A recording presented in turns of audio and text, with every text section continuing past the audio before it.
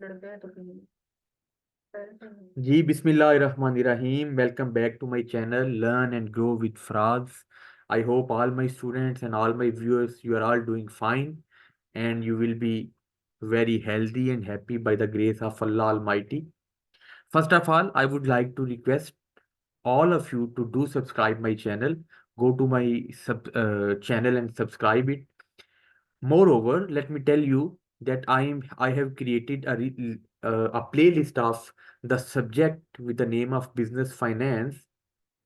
So if you are a student of business finance, or if you want to enhance your knowledge of business finance, you can go to the playlist, and from there you can play my videos and you can watch my videos to increase, to ameliorate and to enhance your knowledge of corporate finance. Okay जी, आज हम क्या पढ़ रहे हैं? Today we are going to study about international corporate governance. International corporate governance का मतलब ये है कि डिफरेंट कॉरपोरेशंस किस तरह रन की जाती हैं, किस तरह चलाई जाती हैं, क्या मैकेनिज्म होता है कि जिसके तहत जो कॉरपोरेशंस हैं या जो कंपनीज हैं वो किसी कंट्री टू कंट्री में किस तरह रूल्स और रेगुलेशन वेरी करते हैं, और किस तरह कॉरपोरेशन को मैनेज किया जाता है, रन किया जाता है from one country to another country. मैं one country to another country इसलिए कह रहा हूँ क्योंकि रूल्स एंड रेगुलेशंस चेंज होते रहते हैं, और उन उन रूल्स एंड रेगुलेशन के अंडर ही कारपोरेशन को रन किया जाता है। मैं इस बुक से इस लेक्चर को रीड आउट करूंगा and I will explain it for you, कि आपको इसकी समझ भी आती रहे। और जहां पे आप चाहें आप वीडियो को पॉज करके मेरी जो लेक्चर की वीडियो है उससे लाइन को रीड आउट कर सकते हैं, ताकि आपका कंसेप्ट कहीं पीछे ना रह जाए। जी, इसमें क्या कहता है कि different countries will deal with corporate governance in different ways due to variations in economic, social and religious cultures. As we know कि every country has different economic, social और रिलीजियस कल्चर। सो वो different वे से ही अपनी organisations को, अपनी corporation को चला रहा होता है कोई भी मुल्क। The main area of importance in international corporate governance include, चार तरह के मेन एरियाज हैं जो जिसको इंटरनेशनल कॉरपोरेट गवर्नेंस के डोमेन में आते हैं। वो चार तरह के, पहला है investor protection, different from country to country. जो इन्वेस्टर की प्रोटेक्शन होती है इसके बारे में भी हम देखेंगे। ये डिफर करता है from one country to another country. फिर फाइनेंशियल सिस्टम, जैसे फॉर एग्जांपल शरिया लॉ इन इस्लामिक कंट्रीज। जो फाइनेंशियल सिस्टम है वो शरिया लॉ के ऊपर बेस किया जाता है नॉर्मली इस्लामिक कंट्रीज में। फिर control mechanism mean different hierarchical structure with in the business, के किस तरह से एक बिजनेस को कंट्रोल करने का एक मैकेनिज्म किस तरह से होगा। एक हायरार्किकल स्ट्रक्चर, एक स्ट्रक्चर का ढांचा, कि किस तरह से हायरार्कीज बनी होती हैं बिजनेस के अंदर, जो कि बिजनेस के कंट्रोल मैकेनिज्म या उसको कंट्रोल कर रहे होते हैं। फिर फर्म कारपोरेट गवर्नेंस सिस्टम, और फिर हर फर्म का अपने अपने एक जो है ना इंटरनल कारपोरेट गवर्नेंस का सिस्टम होता है। जैसे मैं यहाँ पे आपको एक फिगर दिखा दूं, इसके बाद मैं यहाँ से financial system, legal system around the world, इसको हम पढ़ने लगे हैं। यहाँ पे अगर आप देखिए, मैं इसको थोड़ा सा आपके लिए इसको लार्ज कर दूं। यहाँ पे अगर आप फाइनेंशियल सिस्टम को देखें, so you come to know कि एक है सिविल लॉ, एक है कॉमन लॉ, और एक है रिलीजियस लॉज। ये बेसिकली तीन तरह के डोमिनेंट, जो आप कह लें कि सोशल रूल्स एंड रेगुलेशंस हैं सोसाइटीज, इन तीन तरह के मोड्स के ऊपर चल रही होती है। सिविल लॉ में जैसे कॉन्टिनेंटल यूरोप के ज्यादातर कंट्रीज या Scandinavian countries, China, Japan, Turkey, ये सिविल लॉ को इम्प्लीमेंट कर रहे होते हैं अपने कॉरपोरेट गवर्नेंस के अंदर भी। फिर कॉमन लॉ है, इसमें ज्यादातर जो मिसाल आ जाती है वो यूएस से और यूके की या ऑस्ट्रेलिया की आ जाती है। ये जो येलो एरिया है ये सारा कॉमन लॉ कहलाता है। जो कंट्रीज कॉमन लॉ को अपने जो कॉरपोरेट स्ट्रक्चर में या अपनी कॉरपोरेट गवर्नेंस में यूज कर रहे होते हैं कॉमन लॉ को, वो इस एरिया के अंदर आते हैं। और ये जो आपको ब्लूइश कलर का लाइट ब्लू एरिया नजर आ रहा है, ये है रिलीजियस लॉ। ज्यादातर ईरान, लीबिया, सऊदी अरेबिया, ये रिलीजियस लॉ को फॉलो कर रहे होते हैं। जबकि कुछ कंट्रीज हैं जो इन दोनों में या इन तीनों के ओवरलैप करने में, यानी जिसमें किसी हद तक कॉमन लॉ भी है, शरिया लॉ भी है, और रिलीजियस लॉ भी है, और कॉमन लॉ भी है, और सिविल लॉ भी है, जैसे India, Malaysia, Nigeria, Pakistan and Qatar. So ये डिफरेंट कंट्रीज का एक मैप आपके सामने बताया गया है कि जहाँ पे डिफरेंट कंट्रीज डिफरेंट जो कारपोरेट गवर्नेंस के स्ट्रक्चर को किस तरह से लेके रन कर रहे होते हैं। आगे चलते हैं। Financial system, legal system around the world. The figure to right demonstrates countries that follow different legal system। ये जो फिगर है, ये हमें बता रही है कि किस तरह से डिफरेंट लीगल सिस्टम को डिफरेंट कंट्रीज डेमोन्स्ट्रेट कर रहे हैं, दिखा रहे हैं। Many countries do not follow one system alone, and the exact legal environment can be hybrid of two system। जैसे मैंने आपको पाकिस्तान की मिसाल दी, या ज्यादातर जो कंट्रीज हैं ये हाइब्रिड सिस्टम पे होते हैं।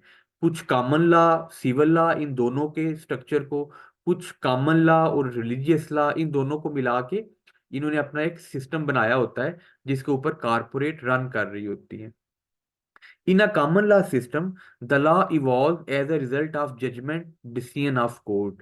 जो कॉमन लॉ का सिस्टम है, जो ज्यादातर अमेरिका में, ऑस्ट्रेलिया में, यूके में, वहां पे जो जजमेंट ऑफ कोर्ट्स हैं या जो डिसीजन ऑफ द कोर्ट्स हैं, they actually play a major role.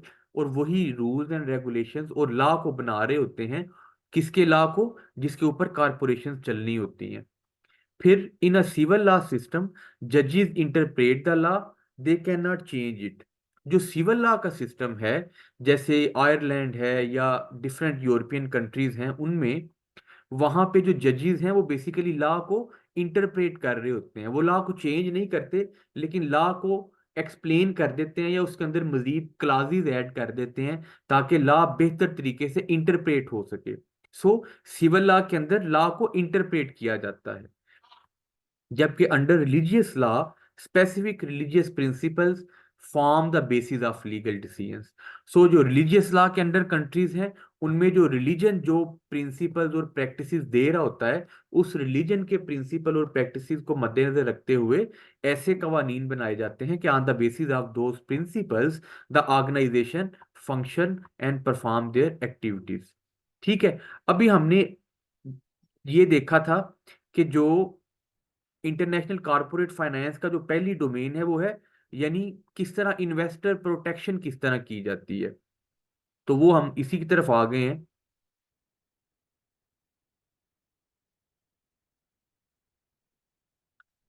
Just a minute, मुझे एक मिनट दें ताकि मैं।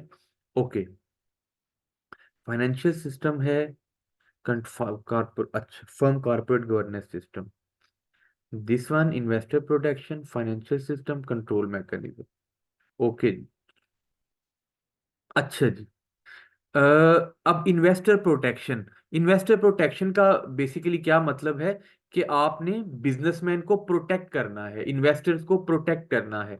ये हमने पढ़ लिया। अभी इन्वेस्टर प्रोटेक्शन सिस्टम पे आते हैं, बल्कि मैं यहाँ पे इसको रोक देता हूँ। बल्कि इन्वेस्टर प्रोटेक्शन पढ़ा के फिर ही रोकेंगे। उसके बाद एक्चुअली लेक्चर में देख रहा हूँ कि इसका टाइम बहुत ज्यादा ना हो जाए, 12-15 मिनट की वीडियो ना बन जाए, इस वजह से मैं ये कह रहा था। पहले हम ये पढ़ लेते हैं, 6 पॉइंट्स हैं ये, 6-7 पॉइंट्स, इनको पढ़ लेते हैं जी। इन्वेस्टर प्रोटेक्शन से मुराद है कि कंट्री के अंदर जो इन्वेस्टर्स हैं, जो बिजनेस में इन्वेस्टमेंट कर रहे हैं, जो कारपोरेशन के अंदर इन्वेस्टमेंट कर रहे हैं, इनको भी प्रोटेक्ट किया जाना चाहिए। What are the country level legal rights of share holders? So country level, different countries में जो शेयर होल्डर्स हैं उनके लीगल राइट्स क्या हैं। पहले, proxy vote by mail is allowed. Proxy voting का राइट दिया जाता है शेयर होल्डर्स को या इन्वेस्टर्स को, कि भाई आप प्रॉक्सी वोट भी कर सकें अगर आप फिजिकली वोटिंग में इंक्लूड या फिजिकली वोटिंग में पार्टिसिपेट नहीं कर रहे। फिर votes are not block before the annual general meeting. एक इनको राइट दिया जाता है कि आप कंपनी की हर साल या कुछ एक प्री डिटरमिन डेट्स के बाद, टाइम या ड्यूरेशन के बाद एनुअल जनरल मीटिंग होती है, एजीसी एजीएम होती है, एनुअल जनरल मीटिंग। सो एनुअल जनरल मीटिंग से पहले वोट्स को ब्लॉक नहीं किया जाता, रोका नहीं जाता। ठीक है। फिर कम्युलेटिव वोटिंग और प्रोपोर्शनल रिप्रेजेंटेशन एग्जिस्ट। ये भी देखा जाता है कि कम्युलेटिव वोटिंग या प्रोपोर्शनल रिप्रेजेंटेशन दी जाए शेयर होल्डर्स को, इन्वेस्टर्स को।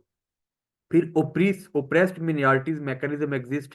अब एक ऐसा मैकेनिज्म बनाया जाए, ऐसा मैकेनिज्म एग्जिस्ट करता है बल्कि, जो कि मिनॉरिटीज को सेफ गार्ड करता है, मिनॉरिटीज के राइट्स को प्रोटेक्ट करता है। मिनॉरिटीज मीन एक फर्म है, एक बंदे के अगर 90 शेयर हैं और दूसरे बंदे के 10 शेयर हैं, तो 10 शेयर वाला बंदा मिनॉरिटीज कहलाएगा। तो मिनॉरिटीज, ऐसा मैकेनिज्म बनाया जाता है कि मिनॉरिटीज के जो राइट्स हैं उनको भी प्रोटेक्ट किया जाए। फिर pre-emptive rights exist. Pre-emptive rights क्या है कि जो आपके राइट हैं, अगर आप शेयर होल्डर हैं तो ये आपका एक राइट है कि आप वोट कास्ट कर सकते हैं। ये आपका एक प्रीएम्प्टिव राइट है, यानी ये आपका एक, जैसे कह लें कि this is your natural right. ठीक है, तो प्रीएम्प्टिव राइट एग्जिस्ट करते हैं।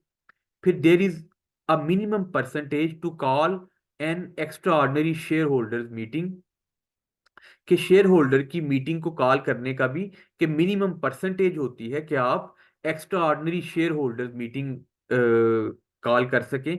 कि अगर मीटिंग नहीं भी है, extra ordinary share holder meeting का मतलब है एक्स्ट्रा मीटिंग भी, अगर शेयर होल्डर डिमांड करें तो आप उनकी मीटिंग को कॉल कर सकें।